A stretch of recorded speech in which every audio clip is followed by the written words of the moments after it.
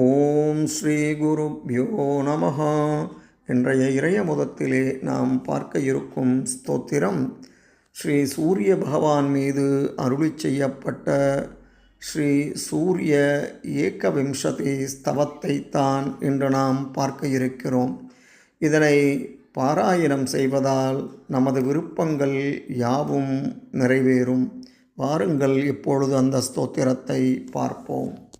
விகர்த்தனோ விவஸ்வாம் ச மார்த்தாண்டோ பாஸ்கரோ ரவிः லோகப்பிரகாசக ஸ்ரீமான் லோகசக்ஷுர்முகேஸ்வரः லோகசாக்ஷி த்ரிலோகேஷः கர்த்தா ஹர்த்தா தமீஸ்ரः தபனஸ்தாபனश्चैव शुचिः सप्तास्ववाहनः